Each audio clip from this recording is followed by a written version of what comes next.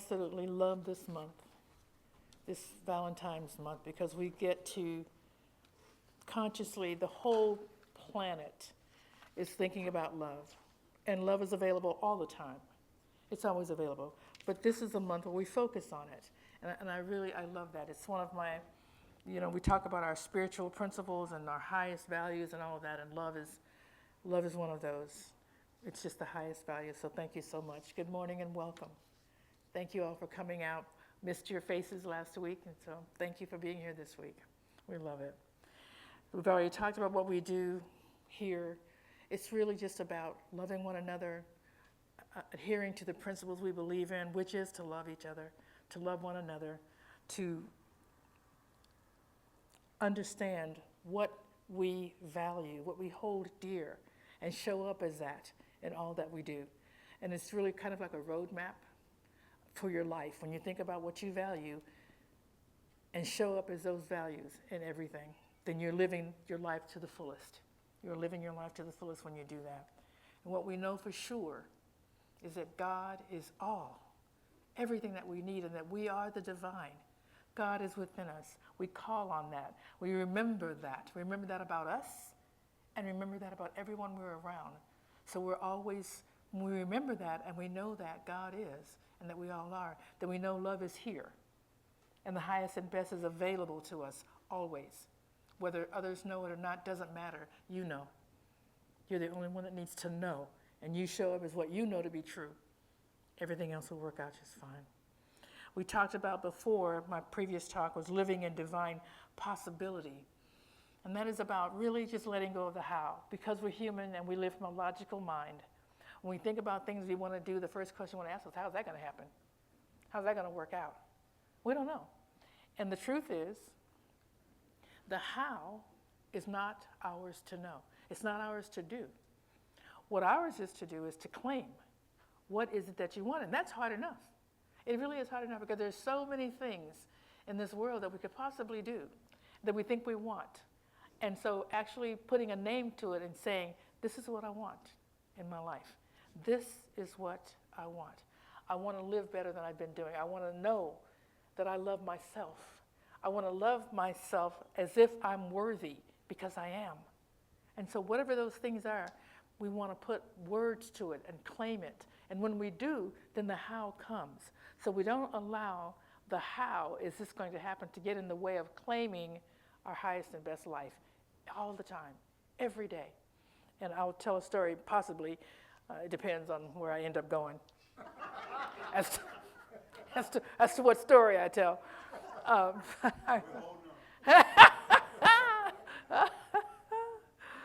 That's what I love about spirit. There's so many stories to tell. Oh my God. And so that's what we know. But today I want to talk about loving beyond Valentine's Day, because this is a wonderful, it's like Christmas. It's like everybody's just like excited. Oh, who are we going to get a gift for? And everyone is so excited. Most, I'm going to say everyone, a lot of people are excited about being able to see loved ones and to be able to give gifts and to do one of these things at Christmas. And then as soon as Christmas is over, now we're getting into, the new year, what are my goals and where am I trying to get to? And so we don't have that push to constantly be thinking about others. And so we have different times in the year that we are able to do that. Valentine's of February is one of those. But because we know who we are, and once we claim who we are, we know what our high values are, we get to do that every single day. Is show up as who we are. Show up as who we are. So every day is Christmas and Valentine's Day, and a time to love and care for yourself and others. And so I just want to talk about loving beyond Valentine's Day, loving to your values, loving to who you are, loving to who you say you are. That's what we want to do. So to do that, we practice our principles. We practice what our values tell us to show up as. And then we are living beyond Valentine's Day. I talk about it a lot at the beginning of the year. What are your highest values? And if you look at, if you Google values, you will see there's a list, 100, 300, 500. There's a list of all kinds. We can't hold 500, 300, 100, even 50, 25. We can't hold them. So what I do, and my suggestion to you, is to think about what are your top 5 values that everything else would be subsumed underneath that? What are your top 5? That all these other 500 values will be subsumed under those. And so for me, it is always number 1, know who I am. I'm the divine, and so are you. That's number 1. If I look out in the world and I know I'm looking at God, and I expect God to be present in this conversation, really, is there anything else that needs to happen after that? But I go ahead and name the other 5. Just because I'm a human being and I just want to do that. So number 1 is always God. Always showing up as God. Showing up as knowing who God is. The second one is the courage to do what God's telling you. You know, if we're going to let go of the how, because we don't know what it is, and then God tells us to do something, instead of going, what are you talking about? How's that going to happen? You know you're talking to PJ, right? Yeah. Right? Right? Yeah, you're talking to me? Yeah. And so to have the courage to step out in faith and do what God is telling you, knowing God's not going to tell you to do something and not show you the way how to do it. That's ridiculous, right? So have the courage to do what God is telling you to do. The third thing is love unconditionally, period. Nothing else. Love unconditionally. After that, it's family, and then it's friends and community. That's it. Everything that I want to do is assumed underneath that. What are yours? So whenever I'm trying to do something, make a decision, figure out 2 questions I ask a lot. What's mine to do? Because I don't know what's yours to do. I don't know what's yours to do. All I can do is figure out what's mine to do in any given moment. What's mine to do? And what's next? Because there's always a next. What's mine to do? And what's next?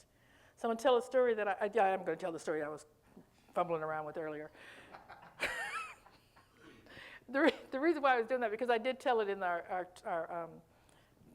book club this morning, but I'm going to tell it again because it's recent and it really highlights looking at who you are and showing up as that. So we all know, and I told the story in front of Carla. She knows I told this story. I'm going to tell it again because it's about she and I. So everyone knows Carla is, I think, one of the biggest hearts I know. She cares about so many things, and she shows up, with her heart, with her energy, with her time, her talent, her treasure. She just shows up, and she shows up without you even asking. She thinks about it. She thinks, I was thinking of you, and this. I was thinking of you and that. She just shows up and does that. I love it. I mean, this woman is a wonderful friend. And so she's always taking on projects that are a little bit bigger than she can actually handle. So she's got, I don't know exactly how the story goes, but this is my thoughts about the story. There's some homeless woman who has a cat who had kittens. And so now Carla's trying to place these kittens. Are you kidding? How many kittens there are? I mean, this cat had a prolific amount of kittens. And you got 2 of them? I thought, no. Oh. Exactly. I thought she only had 2 left. Well, that's where the story's going. No, that's a good point. That's where the story's going. She had 2 left. So she calls me up and she goes, PJ, can you just take these 2 cats, these 2 kittens, just temporarily. I'm still looking for a home, but can you take them?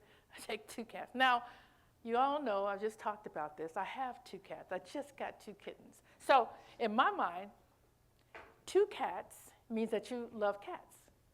4 cats means you're a cat lady. I can't do it. No, I'm not a cat lady. I'm 2. No, 2. And so I told her, no, I can't do it. What is that? It sounds like somebody's, okay, never mind. So it just sounded like a front door. We don't have a bell, do we? Is there a bell going on, right? Okay. Anyway, so I said, no, Carla, I can't do it. I can't do it. Hung up the phone. Started thinking about who are you? Who are you? Who is Carla to you? Carla is my friend. Carla has shown up for me in things I didn't even know I needed her to show up for, and she did. So now she's asking you for something you can't do it. So I'm making myself feel bad. So I thought, okay, what are your 5? Okay, get back to the story. What are your 5 values? And how does that fit into this scenario? I'm a good friend. I love this woman. What is stopping you from taking these cats? I don't want to be a cat lady. So how will you not be a cat lady? Limit how long I'm keeping these cats. All right? All right. So I called her back and I said, hey, Carla, I was thinking about you. I do want to do this. I am not keeping these cats. Just get that out your head. You're not dumping these cats off and thinking it's done. March the 10th is what you have. And when March the 10th comes, these cats are going back in your mailbox. I don't. Now I'm talking a big game, but who knows what's actually going to happen March 10th. But I'm just saying that allowed me. That allowed me to do it. All right, that allowed me to take the cats because I need to know what my values are. I have to help this woman because she's a good woman. She's a love. She's helping. She's in trouble. She needs some help. I have to say yes. But I also have to say yes to me. Okay, you're in the equation too. So how do you love yourself while you're loving others? Don't forget that part. And I might grow into these cats because they're actually pretty cute. So I'm already talking myself into it. But so I don't want to take them. But anyway, so the point being, what does love look like for you as well as for others? How do you love yourself? How do you love others? You have to know who you are. That's the first thing. And people are saying, you're always talking about who are you, who are you, who are you? It's important. The reason why it's important because everyone has an agenda. Everybody has an agenda. This is not a negative thing. Everybody has an agenda, things they need to get done during the day, things they want to get done. If you don't know who you are, you're going to say yes to stuff you didn't be saying yes to, and then you're going to be upset. You're not loving yourself if you don't know who you are, and then put that into play when you're being a friend, when you're making decisions, when you're doing things. Know who you are and what matters to you. It matters to me that I love this woman because I do love her. And that's what does that look like? And what does it look like to love me as well? Okay? That's what that looks like. That's what it looks like. So that's why it's important. That's what love beyond Valentine's Day looks like. How do you do that? How do you bring love into everything you do? You have to know who you are and bring yourself to it as well. You all know I've been talking about my son and his wife, and I didn't realize they've been married for like over 20 years. I didn't realize. It seems like they just got married. Yeah, it's been a long time. It's a long time, but and they're separated, and she's moved back to Colorado, which is where they came from. My son's still here, and they've moved back. Or she's moved and taken my grandson with her. So what does love look like in this scenario, right? Because you've got the family, and you got stories running around the family. You've got the one that you love, that's yours, your child, your baby, and you want the best thing, and then you want to make the other person the evildoer. That's the person. What is she thinking? How's she going to be? All this nonsense. So again, back to who you are. What does love look like? How do I love everyone that's involved? My grandson, my daughter-in-law, my son. How do I love them all? As they are aware. I'm not going through the process. They are. So how do we love them? And then how do I show up with the rest of the family who's upset as well? And show up for love for this woman, for my grandson, and for my son. Support what they're doing. Support what they are doing because everybody's doing what they think is best for them, yeah? Nobody's doing stuff that they don't think is right. And I don't get to judge that. That's in part, when I look at my top 5 values, judging people isn't one of them. It's nowhere on there. It's nowhere on there. Yes, I have my thoughts about it. I like things to have gone a different way. But so with my mom, I'm divorced twice, so I got a lot of nerve talking about somebody else. A lot of nerve. Things don't always go the way you think they're going to go. But you know what love looks like? Not only does love look like coming together, love looks like letting go when it's time. It looks like letting go and wishing people well on their journey. We don't get to judge the journey. We don't know what their experience is about, do we? We know what we'd like it to be about. Doesn't mean that's what it's about. Yes, I have my human thoughts. Yes, I have my human opinions. But the bottom line is, what's mine to do, and what does love look like here? That's why I always ask the question, what's mine to do, and what does love look like here? Mine to do is to be on everybody's side. To be on everybody's side. That's all. And I am. I'm on everybody's side. So, and I don't do it perfectly. Let me just say that. This is the highest and best. And I'm always looking at what's the highest and best here. And if I fall short of that, which I will, we will. We're human beings, we're going to fall short of the highest and best. Don't beat yourself up. You're a human being. You're God in human form. Yeah. So we just look at it and go, okay, that wasn't your best work. Wasn't your best work. So what are you going to do about that? You can either go back and apologize, or you can just say, I'm going to change that atmosphere around there. I'm changing that. I'm changing my mind about that. And I'm going to show up the way love would show up. And love is a powerful, powerful presence. It overrides everything. If you can really show up loving people, loving someone despite that it didn't go your way, but love them anyway, it changes you, them, and the atmosphere. That's all we can do. That's all we need to do, is continue to show up as love. So that's what love beyond Valentine's Day looks like. We all have situations, we all have friends, family, work situations, all kinds of things that don't necessarily go our way. That's okay, it doesn't have to, because it doesn't have to, because it is going our way in that we get to love people, we get to support people where they are, we get to support ourselves, we get to show up as who we are, remember who we are, and know that love is always there. God is. We're individualized expressions. You look out and you see that, you're going to do the right thing. You're going to do the right thing in the moment. And if you don't do the right thing, or you don't think it was in the moment, forgive yourself, try it again. I didn't do the right thing while telling Carla no. It wasn't the right thing at that point. But I fixed it.